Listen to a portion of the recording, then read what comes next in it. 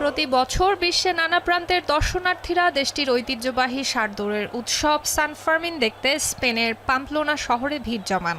এবছরও মহা সমারোহে শুরু হয়েছে 9 দিনের এই রোমাঞ্চকর স্প্যানিশ উৎসব।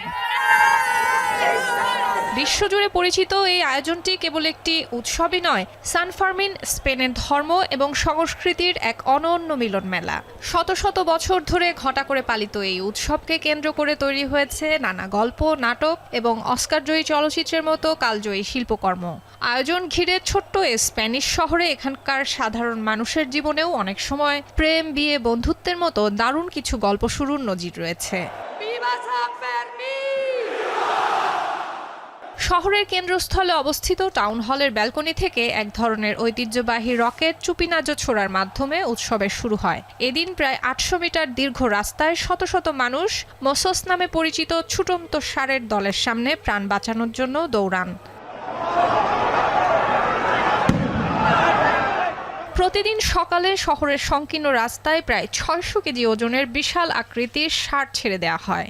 মোসোসের সামনে দৌড়ে প্রায় 800 মিটার পথ পেরিয়ে পাম্পলোনার বুল রিংয়ে পৌঁছানোর চেষ্টা করেন সাধারণ মানুষ। এই উৎসবের অন্যান্য আয়োজনের মধ্যে রয়েছে সঙ্গীতানুষ্ঠান এবং শোভাযাত্রা।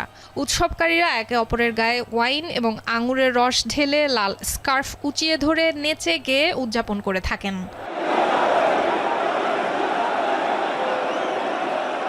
তবে অত্যন্ত জনপ্রিয় এই উৎসব ঘিরে রয়েছে বিতর্কও। স্থানীয় সংবাদ মাধ্যমের সূত্র মতে, উৎসবে এসে ষাঁড়ের তাড়া খেয়ে আহত হয়ে হাসপাতালে ভর্তি হয়েছেন 5 পর্যটক। এছাড়া সম্প্রতি রাস্তায় ছুটে বেড়ানো ষাঁড়গুলোর মধ্যে কয়েকটিকে হত্যার অভিযোগ উঠেছে। এ কারণে পশু অধিকার কর্মীরা এই ষাঁড়ের দৌড় আয়োজনের বিরুদ্ধে প্রতিবাদ জানিয়েছেন।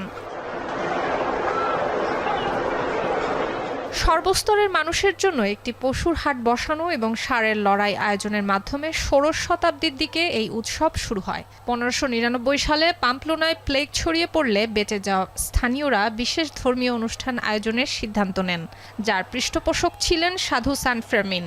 পরবর্তীতে এই সাধুকে সম্মান জানাতে তার নামেই পরিচিতি পায় এই উৎসবটি।